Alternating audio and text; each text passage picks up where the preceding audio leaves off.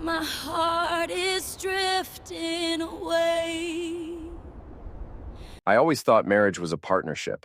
Turns out it's more like a three-legged race, except my wife's on someone else's team. And I'm face first in the dirt wondering what the hell happened. My name is Adam Kessler, and I'm 38 years old.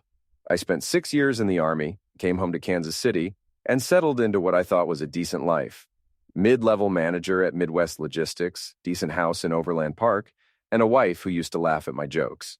Used to being the operative phrase. Cheryl stopped laughing about 2 years ago. Maybe longer. When you're living it day by day, you don't notice the slow fade until you're sitting in complete darkness. "You're working late again tonight?" I asked her Tuesday morning, watching her apply lipstick with surgical precision in our bathroom mirror. Client presentation. She didn't even look at me. "Don't wait up." That made it 4 nights this week. Her marketing firm, Pinnacle Creative, had apparently become the busiest place on earth. Either that or my wife had developed a sudden passion for overtime that coincided perfectly with her new workout routine, designer clothes, and the way she'd started saying my name like it tasted bad. "Which client?" I pressed. "You wouldn't know them." She capped the lipstick with a sharp click. "It's complicated." Everything was complicated these days. Our conversations, her schedule, the way she flinched when I touched her shoulder. What wasn't complicated was the credit card bill showing charges at restaurants I'd never been to and hotels in our own city. I drove to work through morning traffic, my mind churning. Will Patterson, my best friend since high school and former Kansas City cop, always said, "Trust your gut." My gut was currently doing backflips and screaming that something was very, very wrong. Midwest Logistics occupied a squat brick building near the airport. I'd been there 8 years, moving freight manifests and coordinating shipments. Not glamorous, but steady. Unlike my marriage, my job made sense. Trucks went from point A to point B. Bills got paid. Simple. "You look like hell," said Janet from accounting as I grabbed coffee from the break room. "Thanks. You really know how to make a guy feel special." She laughed. "I'm serious, Adam. You okay?" "Just peachy, living the dream." But I wasn't okay, and that evening I decided to do something about it. Cheryl had texted around 4. "Late night again, don't wait up, love you." The "love you" felt like an afterthought. Something she'd typed out of habit rather than feeling. Instead of going home to an empty house and leftover Chinese food, I drove to Pinnacle Creative. The building was mostly dark, except for a few scattered office windows. I sat in my truck across the street, feeling like a stalker and hating myself for it. But I couldn't shake the feeling that my wife was lying to me, and I needed to know why. At 8:30, Cheryl emerged from the building. She wasn't alone. Rick Danton walked beside her, his hand on the small of her back in a gesture that was definitely not professional. Rick was her boss, a guy who looked like he'd stepped out of a men's fitness magazine and never let anyone forget it. 41 years old, divorced, with the kind of confidence that came from never being told no. They got into his silver BMW and drove away together. I sat there for 20 minutes, staring at the empty parking space where her car should have been, feeling something cold and hard settle in my chest. It wasn't surprise, exactly. More like confirmation of something I'd been trying not to see. The next morning, Cheryl was already gone when I woke up. She'd left a note on the kitchen counter. "Early meeting, coffee's made. See." Even her notes had gotten formal. I called in sick to work and spent the morning walking around our house, really looking at it for the first time in months. The wedding photos on the mantel looked like artifacts from someone else's life. The woman in those pictures had smiled at me like I was her whole world. The woman who lived here now treated me like an inconvenient roommate. Around noon, I drove back to Pinnacle Creative. I told myself I was being paranoid, that there had to be an explanation. Maybe Rick was just giving her a ride. Maybe her car was in the shop. Maybe I was losing my mind. The receptionist, a woman named Paula, who'd always been friendly when I'd visited Cheryl's office, looked surprised to see me. "Adam, how are you? Cheryl's in a meeting, but actually I was hoping to surprise her. Maybe leave something in her office?" Paula's expression shifted slightly, something I couldn't quite read. "She's not in her office. She's in the conference room with Rick and the Hartwell Industries people." "That's okay, I'll just duck in and leave this on her desk." I held up a small gift bag I'd grabbed from our closet, something left over from Christmas. Paula hesitated, then nodded. "Sure, you know where it is." I walked down the familiar hallway to Cheryl's corner office, but as I passed the break room, Paula appeared beside me. "Adam, wait!" She looked around nervously. "Can I show you something?" She led me to a bank of employee lockers near the back of the building. Cheryl asked me to grab something from her locker yesterday. Paula's voice was quiet, almost whispered. I think you should see what's in there. My mouth went dry. Paula, I don't think... She's been lying to you. Paula's words came out in a rush. I've been watching her lie to you for months, and I can't stand it anymore. She's my boss, but you're a good man, Adam. You deserve to know. She opened locker number 47 with a key she pulled from her pocket. She gave me her combination to grab her gym clothes, but inside the narrow metal space, I saw a silk tie I'd never seen before, expensive and deep blue. A small stack of handwritten notes in Rick's aggressive scrawl. Can't wait to see you tonight. You drive me crazy. He doesn't deserve you. And at the bottom, an empty bottle of wine. Our wedding wine. The bottle we'd been saving for our 10th anniversary, still 3 years away. I stared at that empty bottle for a long time, feeling something break inside my chest. Not my heart. That had been cracking for months, something harder and more fundamental. The part of me that believed in fairness, in keeping promises, in the basic decency of the person I'd chosen to spend my life with. I'm sorry, Paula whispered. I took out my phone and photographed everything. Then, I carefully put it all back exactly as I'd found it. Thank you, I told Paula, for telling me. That night, I sat in my truck outside our house for an hour before going in. Cheryl's car was in the driveway. Through the kitchen window, I could see her moving around, probably making dinner and getting ready to lie to my face about where she'd been. I thought about confronting her right then, but something held me back. Maybe it was my military training, the part of me that believed in gathering intelligence before making a move. Maybe it was just cowardice. Or maybe I was already planning what came next. I walked into our house, kissed my wife on the cheek, and asked about her day. Busy, she said, not looking up from the stove. The Hartwell presentation went well, though. That's great, honey. I'm proud of you. She glanced at me then, something flickering across her face. Guilt, maybe? Or just surprise that I was being nice.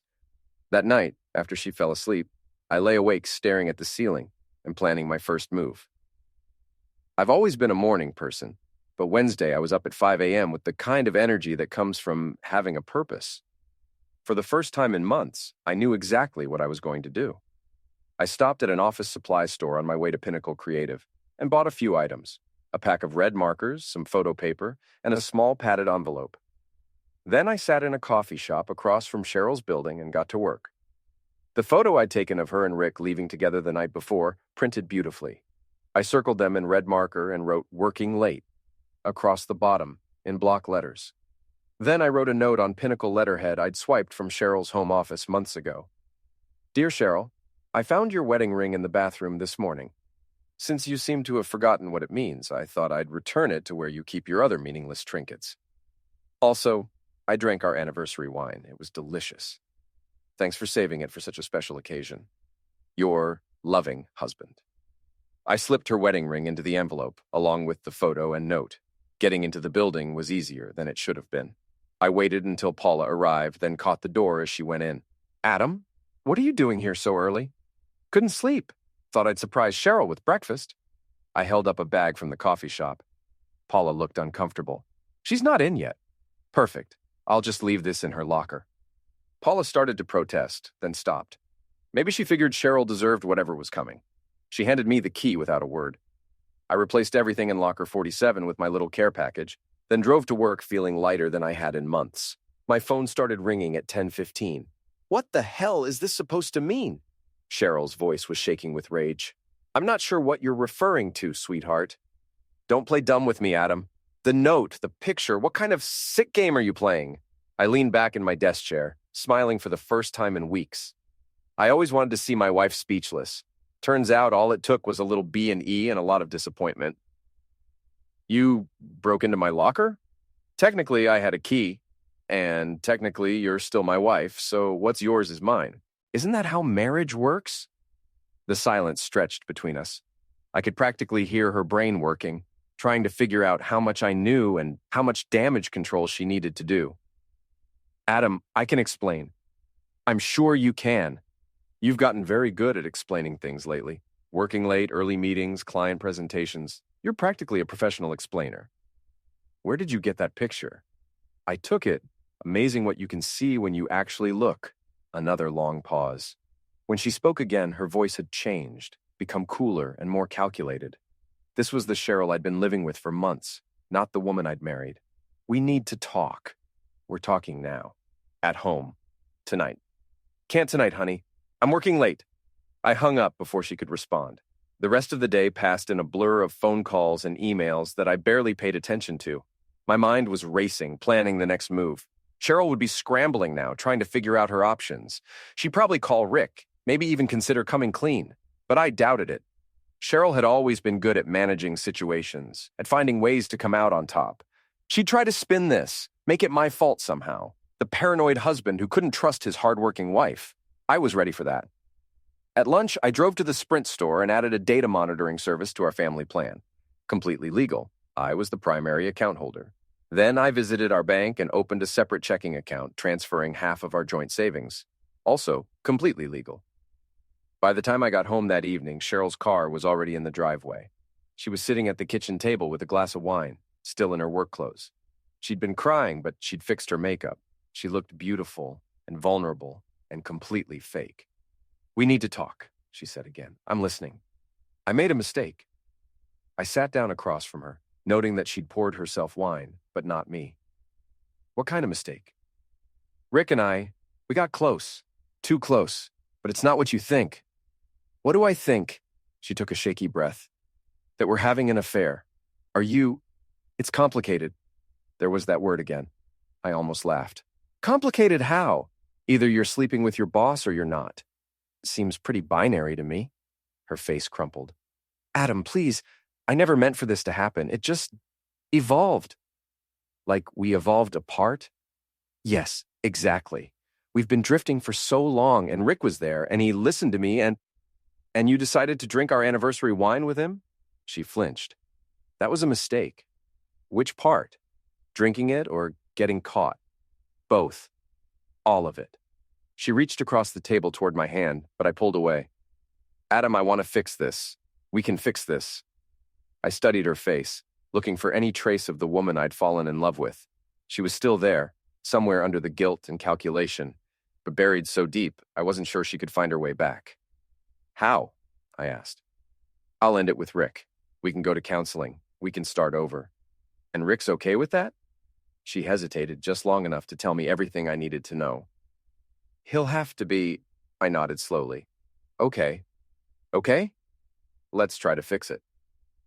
The relief on her face was almost painful to watch. She actually believed I was going to forgive her, that we could go back to playing house and pretending everything was fine. "Really? You mean it?" "I mean it, but I have some conditions." "Anything. First, you're going to tell me everything. When it started, where you've been, what you've done, all of it." She nodded eagerly. "Of course."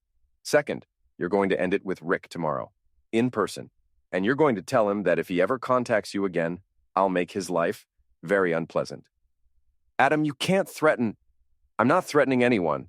I'm just explaining the consequences of his actions. There's a difference." She bit her lip but nodded. "Third, we're going to be completely honest with each other from now on. No more working late, no more mysterious meetings, total transparency." "Yes, absolutely." I stood up from the table. "Good. I'm glad we understand each other." "Where are you going?" "To make dinner. You must be hungry after such a long day at work." She smiled tentatively. "Thank you, Adam, for being so understanding." I smiled back. "Don't thank me yet, sweetheart. We haven't even gotten to the good part." That night, while Cheryl slept beside me, I lay awake making lists in my head. People to call, things to arrange, moves to make. She thought we were starting over, but I was just getting started. By morning, half of Kansas City was going to know exactly what kind of woman my wife really was. Thursday morning brought the first real snow of the season and the sweet satisfaction of watching my plan unfold in real time. I was up early again, sitting at the kitchen table with coffee and my laptop while Cheryl got ready for work. She was trying too hard, humming in the shower, making cheerful small talk, acting like we were newlyweds instead of a couple held together by lies and momentum. "I'm going to talk to Rick first thing this morning," she announced, pouring herself coffee. "Get this whole mess sorted out." "That's great, honey. I'm proud of you for doing the right thing." She kissed my cheek, and I caught a whiff of the expensive perfume she'd started wearing lately. The perfume that definitely hadn't been a gift from me. After she left, I opened my laptop and got to work. Cheryl had always been careless with her social media passwords. She used the same one for everything, our anniversary date followed by her maiden name. It took me about 30 seconds to access her Facebook account. The private messages between her and Rick were exactly what I'd expected. Months of increasingly intimate conversations, planning secret meetings, complaining about their respective spouses. Rick's messages were particularly charming. Your husband sounds like a real bore. You deserve so much better. Can't wait to get you alone again. I screenshot everything, then logged into her Instagram and Twitter accounts. More of the same, plus some photos she'd posted from restaurants and events that I now realized she'd attended with Rick. Not her girlfriends like she'd told me. But the real gold mine was her email. Cheryl had been sloppy, using her personal account for work correspondence with Rick, hotel reservations, dinner plans, even a particularly explicit exchange about what they wanted to do to each other during their next business trip to St. Louis. I forwarded everything to my own email account, then printed copies for my files. My next stop was the neighborhood app Nextdoor. Our subdivision was full of bored housewives and retired busybodies who treated local gossip like a competitive sport. Mrs. Jensen, who lived 3 houses down, was the unofficial queen of neighborhood drama. She knew everyone's business and wasn't shy about sharing it. I created a post in the general discussion section. Has anyone else noticed unusual activity in the neighborhood lately? Cars parked where they shouldn't be, people coming and going at odd hours? Just want to make sure we're all staying safe and looking out for each other. Also, does anyone know a good divorce attorney? Asking for a friend. Then I sat back and waited. It didn't take long. Mrs. Jensen responded within 10 minutes. Adam, honey, is everything okay? I've been meaning to ask about Cheryl's new work schedule. Such long hours. Perfect. I called Will Patterson next. He was working security at a downtown office building, a job that was way below his qualifications, but paid the bills while he figured out his next move. I need a favor, I told him. What kind of favor? The kind where you don't ask too many questions and I buy you a lot of beer afterward. Will had been a good cop before a bad shooting and worse politics forced him out. He understood the difference between justice and revenge, and he knew which one I was after. What do you need? Rick Danton. Lives in Prairie Village, drives a silver BMW. I need to know his routine. Adam. He's been screwing my wife for 6 months. I'm not going to hurt him, but I am going to make his life interesting. A long pause. How interesting? Creatively interesting. Public but not illegal. Humiliating but not dangerous. And Cheryl? Cheryl's going to learn that actions have consequences. Will sighed. Send me his address. I'll make some calls. By noon, I had Rick's home address, his gym schedule, his favorite lunch spot, and his license plate number. I also had 3 missed calls from Cheryl and a text message. We need to talk. Something happened at work. I didn't call her back. Instead, I drove to Rick's gym, an upscale place called Elite Fitness, where membership cost more than most people's car payments.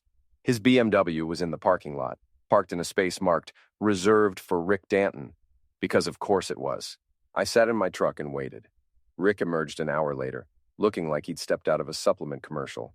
Tall, tanned, with the kind of muscle definition that came from having a personal trainer and too much free time. He was talking on his phone as he walked to his car, laughing at something the person on the other end had said, probably making plans with my wife. I waited until he ended the call and got in his car. Then I got out of my truck and walked over to his BMW. Rick Danton? He looked up, surprised. Yeah? Adam Kessler, Cheryl's husband. His face went white. Oh. Hey, Adam. How's it going? It's going great, Rick. Really great. I just wanted to thank you. Thank me? For showing me what my wife is really like.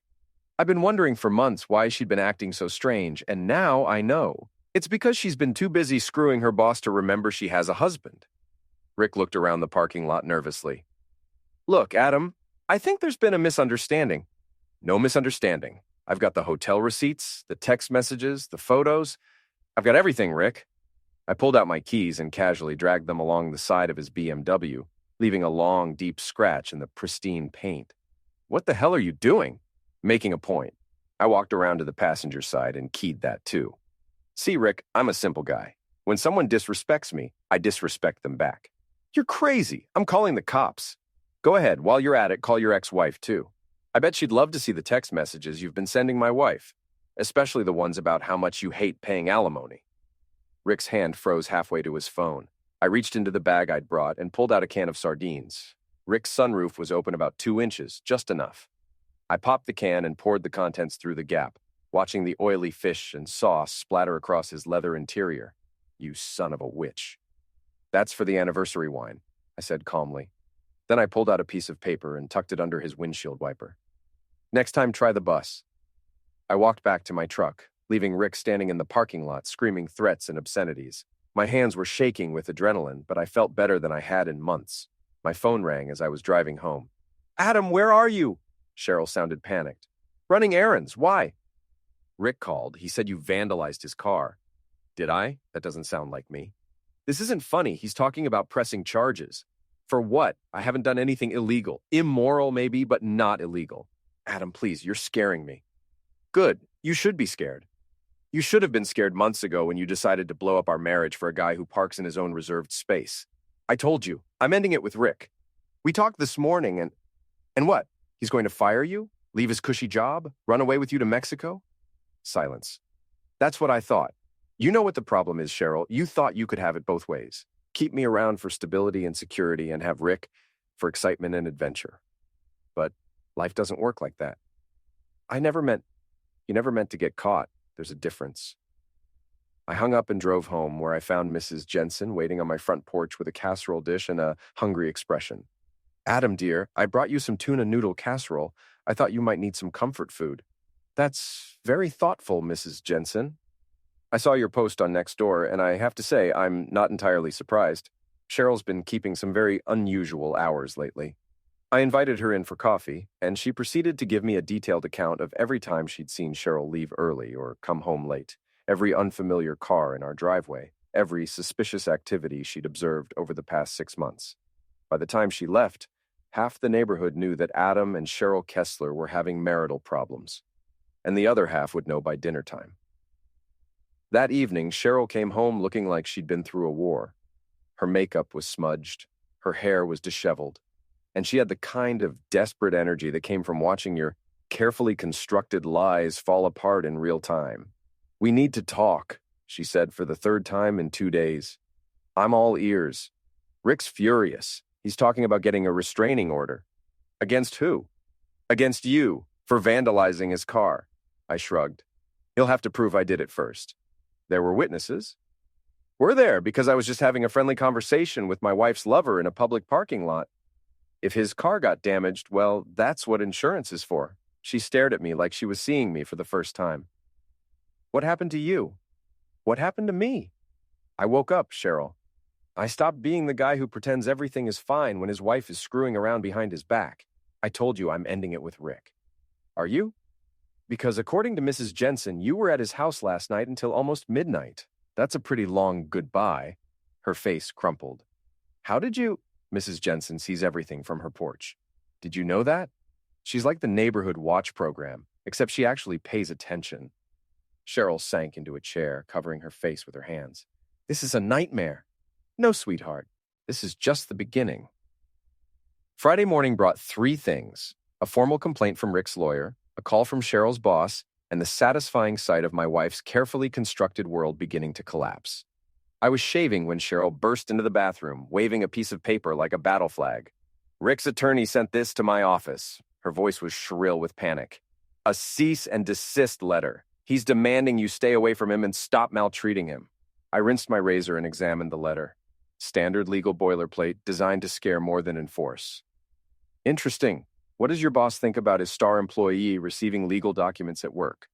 That's not the point, isn't it? I mean, if Rick's sending lawyers after me, people are going to wonder why. They might start asking questions about your relationship with him. Cheryl's face went pale. You fool. You planned this. I didn't plan anything. I just responded to the situation you created. My phone buzzed with a text from Will. Package delivered to Rick's house. You owe me a beer. I smiled and tucked the phone away. Speaking of responses, you might want to check Rick's front yard this morning. What did you do? Me? Nothing. But apparently someone put up a yard sign. Something about supporting marriage and family values. Very wholesome message. Cheryl ran to the window, but Rick lived across town. She'd have to drive there to see what I was talking about, which meant she'd be late for work. Again. This has to stop, Adam. You're destroying everything. I'm not destroying anything. I'm just revealing what was already broken. She started crying then, the kind of ugly, desperate sobbing that comes when someone realizes they've lost control of the narrative. 6 months ago, I would have comforted her. Now I just watched. I'm sorry, she gasped between sobs. I'm so sorry. I never wanted to hurt you. But you did hurt me. Every lie, every secret meeting, every time you came home smelling like his cologne, you hurt me a little more each day. I know, and I hate myself for it. Do you? Because from where I'm standing, you hate getting caught. There's a difference. I finished getting dressed while she cried. Professional attire today. I had a meeting with a divorce attorney at lunch, and I wanted to look respectable. Where are you going? She asked as I headed for the door. Work. Some of us still have jobs. That was unfair. Cheryl worked hard, or at least she had before Rick became her primary focus. But fairness was a luxury I could no longer afford. The morning passed quietly at the office. I caught up on paperwork, returned phone calls, and pretended to care about shipping manifests while my phone buzzed with increasingly frantic messages from Cheryl. At 11:30, Paula from Pinnacle Creative called me. Adam, I think you should know. Cheryl and Rick had a huge fight in the conference room this morning. Everyone heard it. What kind of fight? Rick was yelling about maltreatment and lawyers, and Cheryl was crying and saying she was sorry. Then Rick stormed out and said he was taking a personal day. How's the office taking it? Paula lowered her voice. People are talking. The yard sign at Rick's house this morning didn't help. Someone took a picture and posted it on social media. The sign had been Will's idea, a professional-looking display that read, "This home supports marriage and family values," with a smaller line underneath. Ask Rick about his commitment to these principles. Subtle enough to avoid legal trouble, clear enough to make Rick's neighbors wonder what was going on.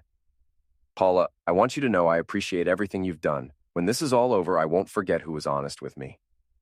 Cheryl's not a bad person, Adam. She's just lost. Maybe, but lost people still have to find their way home. My lunch meeting with the divorce attorney went better than expected. Margaret Chen was a sharp woman in her 50s who specialized in high-conflict divorces. She reviewed the evidence I'd gathered and nodded approvingly. You've been thorough, she said. And smart. Everything you've collected is admissible and nothing you've done crosses any legal lines. What about the maltreatment complaint? Toothless. He'd have to prove damages, and keying someone's car is a misdemeanor at worst. The yard sign is protected speech. Your wife's lover picked a fight with the wrong guy. What are my chances? With this evidence? Excellent. Missouri is a no-fault state, but infidelity still matters for asset division and custody issues. You'll come out ahead. And if I want to make things difficult for them? Margaret smiled. As long as you stay within legal boundaries, you can make their lives as difficult as you want. Just don't do anything stupid. I drove back to work feeling lighter than I had in months. For the first time since this whole mess started, I felt like I was winning. That feeling lasted until 3 o'clock when my boss called me into his office. Adam, I need to ask you about something. I got a call from Rick Danton at Pinnacle Creative. He's claiming you've been maltreating him. My stomach dropped. What kind of maltreatment? Vandalism, threatening behavior, that sort of thing. He wants me to talk to you about keeping your personal problems away from work. My personal problems? Look, I don't care what's going on between you and your wife. But if it starts affecting your job or our business relationships, it becomes my problem. I took a deep breath. Rick Danton has been having an affair with my wife for 6 months. I confronted him about it, and now he's trying to make me look like the bad guy. My boss, a decent man named Tom Bradley, looked uncomfortable. I'm sorry to hear that, Adam. I really am, but nothing. Rick's the one who destroyed my marriage, and now he's trying to destroy my career too. I haven't done anything illegal, and I haven't brought any of this to work. The phone calls? What phone calls? I haven't called anyone from work. If Rick's getting phone calls, they're not coming from me. Tom studied my face for a long moment. Okay, I believe you. But I need you to be careful. Whatever you're doing in your personal time, make sure it doesn't blow back on us. Understood. I left his office wondering who was calling Rick and claiming to be me. It didn't take long to figure out. Will had mentioned having friends who owed him favors, guys who wouldn't mind making a few anonymous phone calls to a cheating businessman. My phone rang as I was driving home. Adam, thank God. Cheryl sounded exhausted. Rick's lost his mind. He's talking about getting you fired, maybe even pressing charges. Let him try. This isn't a game. He has connections, influence. He could really hurt you. And what do you think he's been doing to me for the past 6 months? Silence. Here's what's going to happen, Cheryl. You're going to choose. Right now, tonight. Me or him. But you don't get both anymore. I already chose. I told you. I'm ending it with Rick. Then prove it. How? Pack a bag and leave. Tonight, go stay with your sister or your mother or whoever will take you. Give me some space to figure out if I even want to try to save this marriage. Adam, please. I'm done being the understanding husband while you figure out what you want. Either you're committed to fixing this or you're not. But I'm not going to sit around waiting while you and Rick play games. Another long silence. When she spoke again, her voice was small and defeated. Where am I supposed to go? That's your problem. You should have thought about that before you decided to blow up our life. I hung up and drove home through the early winter darkness, wondering if I'd pushed too hard. But I was tired of being reactive, tired of letting Cheryl and Rick control the narrative. It was time to take charge of my own story. When I got home, Cheryl's car was gone. She'd left a note on the kitchen table. Staying at Mom's for a few days. We'll talk when you're ready to be reasonable. I crumpled up the note and threw it away. Then I opened a beer, ordered a pizza, and started planning my next move. Because if Cheryl thought this was me being unreasonable, she hadn't seen anything yet. The weekend passed quietly, which should have been my first warning. Cheryl was staying at her mother's house across town, and Rick had apparently decided to lay low after the yard sign incident. But quiet doesn't mean inactive, and I should have known they were planning something. Monday morning brought the first surprise. My truck wouldn't start. The engine turned over but wouldn't catch, like it wasn't getting fuel. I popped the hood and found the problem immediately. Someone had disconnected the fuel line. Easy to fix, but clearly sabotage. The second surprise came when I got to work an hour late. Tom Bradley was waiting in my office with a grim expression. "We need to talk," he said, closing the door behind him. "If this is about Friday..." "It's not. Well, not directly." He sat down heavily. "I got a call this morning from Pinnacle Creative. They're canceling their contract with us." My stomach dropped.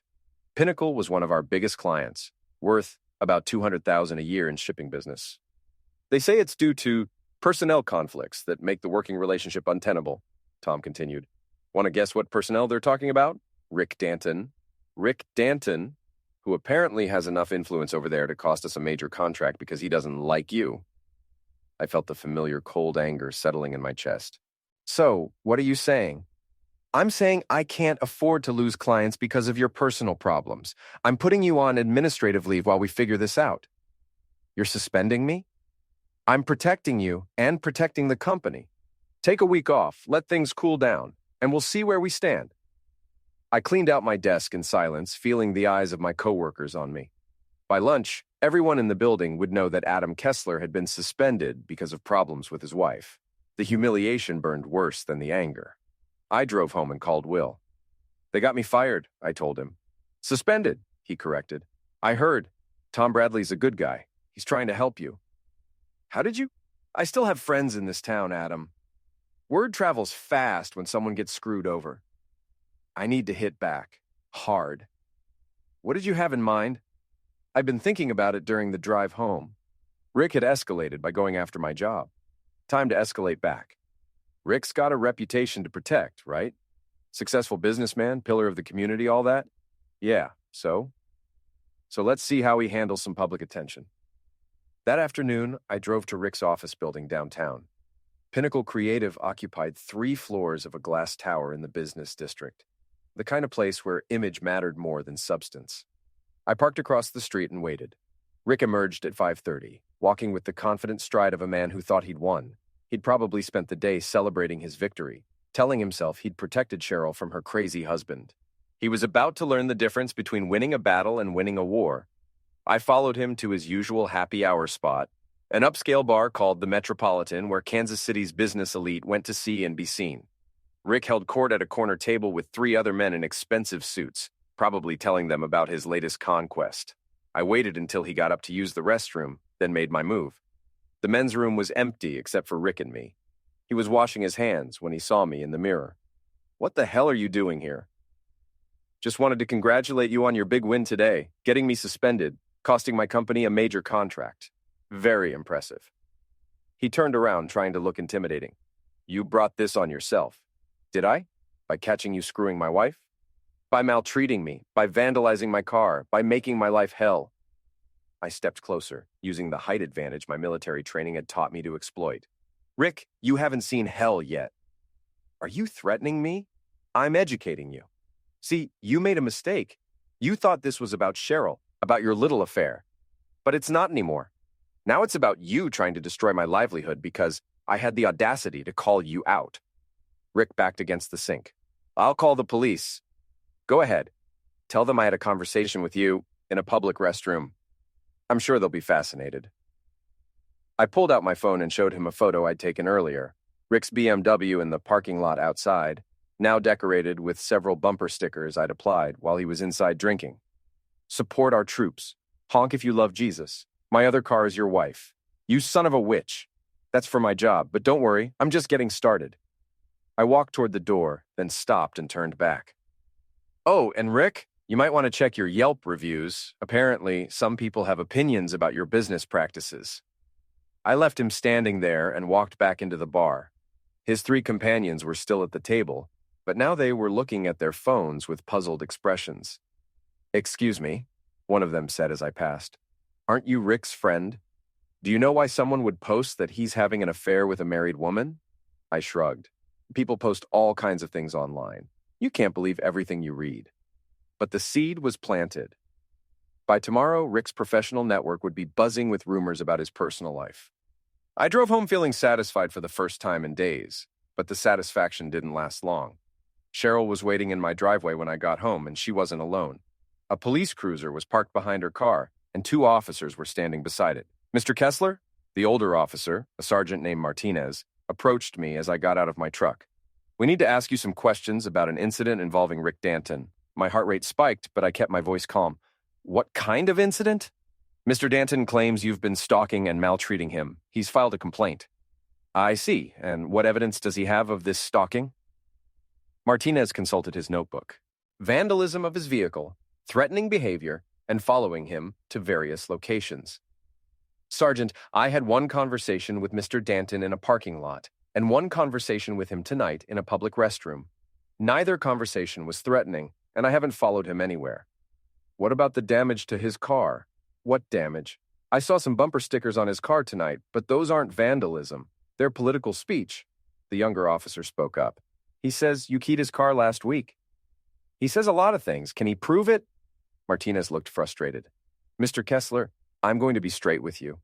We don't have enough evidence to arrest you, but Mr. Danton is connected in this town. If these incidents continue, we'll have to take action."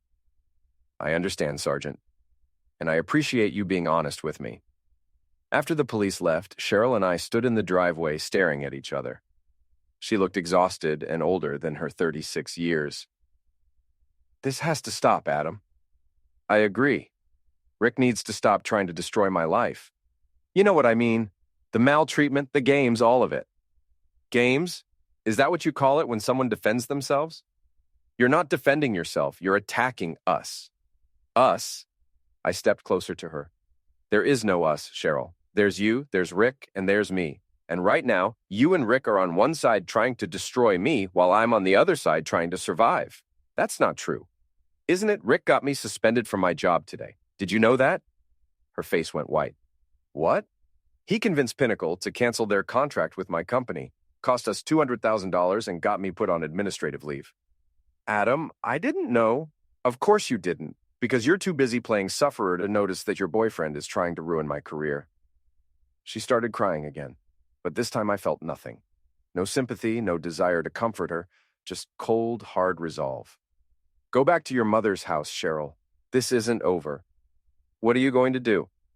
I looked at her for a long moment, this woman I'd promised to love and honor, until death do us part. She looked small and frightened and guilty, and I realized I didn't care anymore. "I'm going to win." Tuesday morning, I woke up with a plan.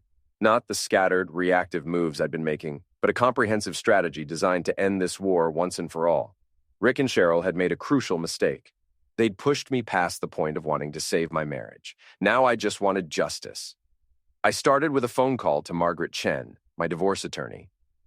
"I want to file papers today," I told her. "Are you sure?" "Once we start this process, I'm sure. And I want to go nuclear. Everything we discussed, infidelity, emotional distress, the works." "What changed your mind?" "Rick cost me my job. Time to return the favor." Next, I called Paula at Pinnacle Creative. "Adam, I heard about your suspension. I'm so sorry." "Don't be sorry. Just tell me, is Rick in the office today?" "He's here, but he's been in meetings all morning. The partners have been asking questions about the Midwest logistics contract." Perfect. Rick's bosses were already wondering why he'd blown up a profitable business relationship. "Paula, I need one more favor. A big one." "What kind of favor?" "The kind that might get you in trouble if anyone finds out." A pause. "What do you need?" "Access to Rick's office computer just for 5 minutes." "Adam, I can't. Rick destroyed my career yesterday. He's been lying to his bosses, his ex-wife, and probably his shareholders about his relationship with Cheryl. Don't you think people deserve to know the truth?" Another long pause. "He's got a lunch meeting at noon. His office will be empty." "Thank you, Paula. I won't forget this." At 11:30, I put on my best suit and drove to Pinnacle Creative. The receptionist recognized me and waved me through. I'd been there enough times as Cheryl's husband that no one questioned my presence. Paula met me at the elevator. "You've got 10 minutes, Max. His lunch meeting is at the plaza, so he won't be back until 1:30. Rick's corner office was exactly what I'd expected. Expensive furniture, awards on the walls, family photos that didn't include any actual family. His computer was password protected, but I'd come prepared. Will had given me a USB drive loaded with password cracking software. It took 3 minutes to break Rick's security and access his files. What I found was better than I'd hoped. Rick had been using his company email for personal business, including his correspondence with Cheryl.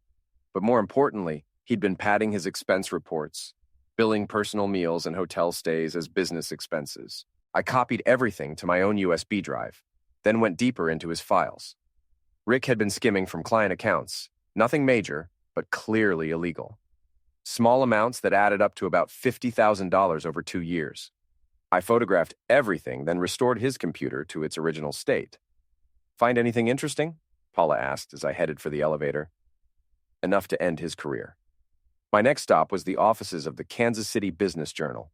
I'd done some research on their investigative reporter, a woman named Sarah Kim, who specialized in corporate corruption stories. "Mr. Kessler, what can I do for you?" "I have information about financial irregularities at Pinnacle Creative. Specifically, their vice president of client services has been embezzling money and using company resources for personal affairs." I laid out the evidence methodically, the expense reports, the skimmed accounts, the inappropriate use of company email. Sarah's eyes got wider with each document. "This is solid," she said finally. "But why are you bringing this to me?" "Because Rick Danton cost me my job yesterday, and I believe in consequences." "This is about revenge?" "This is about justice. Rick's been stealing from his company and his clients. People deserve to know." Sarah nodded. "I'll need to verify this independently, but if it checks out, we'll run the story." "How long?" 2 days, maybe 3. We'll want to give Pinnacle a chance to respond." I left the Business Journal and drove to my final appointment of the day, lunch with Rick's ex-wife. Diana Danton had agreed to meet me after I'd called her that morning. She was a handsome woman in her early 40s, well-dressed and sharp-eyed, the kind of woman who didn't suffer fools gladly. "So you're Cheryl's husband," she said as we sat down at a quiet restaurant in Brookside. "For now, we're getting divorced." "I'm sorry to hear that. Rick has a talent for destroying marriages." "Is that why you divorced him?" Diana smiled grimly. "Among other reasons. Rick's a narcissist who thinks rules don't apply to him. I assume he's been telling Cheryl that I'm a bitter ex-wife who took him to the cleaners. Something like that. The truth is, I divorced Rick because he was cheating on me with his secretary and his personal trainer, and probably half the women in Kansas City." She pulled out a manila folder. "When you called this morning, I pulled together some information I thought you might find interesting." The folder contained bank statements, credit card bills, and photographs, evidence of Rick's serial infidelity, his hidden assets, his attempts to avoid paying full alimony. Why are you helping me? I asked. Because Rick needs to be stopped. He's a hunter who uses his position and charm to manipulate women. Your wife isn't his first sufferer, and she won't be his last. What about the financial stuff? Rick's been hiding money from me for 3 years. Offshore accounts, shell companies, the works. My attorney's been trying to prove it, but Rick's good at covering his tracks. Not that good, I said, thinking about the evidence on my USB drive. Diana leaned forward. What did you find? I told her about the embezzlement, the expense account fraud, the inappropriate use of company resources. Her smile got wider with each revelation. This is perfect. My attorney can use this to reopen our divorce settlement. Rick's been claiming poverty while stealing from his own company. There's more. I'm pretty sure he's been using company funds to pay for his affairs. Hotels, restaurants, gifts, all charged to Pinnacle's accounts. You've been busy. I've been motivated. We shook hands in the parking lot, two people united by a common enemy. Good luck with your divorce, Diana said. And thank you for giving me the ammunition to destroy Rick's financial life. Thank you for helping me understand what kind of man my wife chose over me. That evening, I sat in my empty house and reviewed my day's work. By Thursday, the Business Journal story would expose Rick's crimes. Diana's attorney would reopen their divorce case and go after his hidden assets, and my own divorce papers would be filed, complete with evidence of infidelity and emotional distress. But I wasn't done yet. My phone rang at 8 o'clock, Cheryl's number. Adam, we need to talk. I'm listening. Rick told me about your visit to his office today, and someone said you had lunch with his ex-wife. News travels fast. What are you trying to do? I'm trying to show you who Rick really is. Did you know he's been stealing from your company, or that he's been cheating on you the same way he cheated on his wife? Silence. Cheryl, Rick isn't the man you think he is. He's a criminal and a serial cheater who's been using you. That's not true. It's all true. And by Thursday, everyone in Kansas City will know it. What happens Thursday? You'll see. But Cheryl, if you're smart, you'll distance yourself from Rick before his world comes crashing down. Are you threatening me? I'm trying to save you one last time. I hung up and poured myself a drink. Tomorrow would bring the final phase of my plan, and by Friday, Rick Danton would understand the true meaning of consequences. But first, I had one more surprise to arrange. Wednesday morning, I woke up to find my front yard decorated with toilet paper and my mailbox knocked over. Cheryl and Rick's idea of psychological warfare, apparently. I cleaned up the mess and smiled. If this was the best they could do, they were already beaten. The Business Journal story was scheduled to run Thursday morning, but I had one more card to play first. I drove to Pinnacle Creative and parked across the street watching the morning routine. Employees arriving, coffee runs, the usual corporate bustle. At 9:30, exactly as I'd planned, a black sedan pulled up to the building. Two men in dark suits got out and walked into the lobby. IRS Criminal Investigation Division, according to the business cards Will had helped me obtain. They weren't real federal agents, of course. They were actors I'd hired from a local theater company, but from a distance, they looked convincing enough. My phone buzzed with a text from Paula. 2 IRS agents just went into Rick's office. The whole floor is freaking out. Perfect. I drove to a coffee shop and waited. At 10:15, Rick called me. What did you do? His voice was shaking with rage and fear. I'm not sure what you mean. The IRS agents, they're asking about my expense reports, my client accounts, everything. That sounds serious. You should probably call a lawyer. This is your doing. You planted evidence or something. Rick, I'm not a federal agent. I can't plant evidence or summon the IRS. If they're investigating you, it's because someone reported suspicious activity. You son of a witch. Maybe. But I'm not the one stealing from his own company. I hung up and drove home, where I found Cheryl waiting on my front porch. She looked terrible, red-eyed, disheveled, like she hadn't slept in days. The IRS is investigating Rick, she said without preamble. So I heard. Did you report him? I reported what I found. Whether they investigate is up to them. She stared at me like I was a stranger. What happened to you, Adam? You used to be a good man. I used to be a naive man. There's a difference. This isn't you, this vindictive, cruel person. This isn't who I married. I sat down on the porch steps beside her. You're right. The man you married would have blamed himself for your affair. He would have gone to counseling and tried to fix things and pretended everything was fine. But that man was weak. He was kind. He was a doormat. And you walked all over him until he disappeared. Cheryl started crying again, but these weren't the manipulative tears I'd seen before. These were the tears of someone who finally understood the magnitude of what they'd lost. I never wanted it to go this far, she whispered. Then you should have thought about consequences before you started sleeping with your boss. I know I screwed up, but Rick's talking about leaving town, maybe even leaving the country. He's scared, Adam, really scared. Good, he should be scared. What about me? What happens to me when all this comes out? I looked at my wife, soon-to-be ex-wife, and felt something I hadn't expected. Not love, not even sympathy, but a kind of sad finality. That depends on you, Cheryl. You can distance yourself from Rick and try to salvage your career, or you can go down with him. Your choice.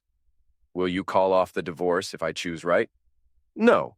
That ship has sailed. She nodded, accepting what we both knew was inevitable. I deserve this. Yes, you do. Thursday morning brought the Business Journal story, exactly as promised. The headline read, Pinnacle Creative Executive under investigation for embezzlement. Sarah Kim had done excellent work, laying out the evidence in clear, damning detail. By noon, Rick had been suspended from his job. By evening, he'd been arrested on charges of embezzlement and fraud. Friday brought the final surprise, a call from Tom Bradley. Adam, can you come in? We need to talk. I drove to Midwest Logistics, wondering if I still had a job. Tom was waiting in his office with a cup of coffee and a satisfied expression. Pinnacle Creative called this morning, he said. They want to renegotiate their contract with us. Apparently, Rick Danton was acting without proper authorization when he canceled it. Does that mean... It means you're off suspension effective immediately, and between you and me, I'm impressed. You played this whole thing perfectly. I just wanted justice. You got it. Rick Danton's career is over, his ex-wife's attorney is going after his hidden assets, and the IRS is crawling all over his finances. The man's finished. I should have felt triumphant, but mostly I just felt tired. Winning a war is exhausting, even when you're on the right side. That evening, I sat in my empty house and took stock. Cheryl had moved out permanently, taking only her clothes and personal items. The divorce papers were filed, and with Rick's criminal charges making headlines, I'd have no trouble proving infidelity and emotional distress. My phone rang at 8 o'clock. Cheryl's number, but a voice I didn't recognize. Mr. Kessler, this is Dr. Martinez at Research Medical Center. Your wife asked me to call you. My blood went cold. What happened? She's fine, physically, but she was brought in after taking an overdose of sleeping pills. She's stable, but she's asking for you. I found Cheryl in a private room, looking small and fragile in a hospital gown. Her mother was there, along with her sister. They both glared at me when I walked in. This is your fault, her mother said. You drove her to this. Mom, don't. Cheryl's voice was weak but clear. This is my fault, all of it. I sat down beside her bed. Why? Because I lost everything. My marriage, my job, my self-respect. Rick's in jail, and everyone knows what I did. So you tried to eliminate yourself? I tried to make the pain stop. I took her hand, surprised by how natural the gesture felt. Cheryl, you made mistakes, terrible mistakes, but they're not worth dying over. Aren't they? I destroyed the best thing in my life for a man who turned out to be a criminal. How do I live with that?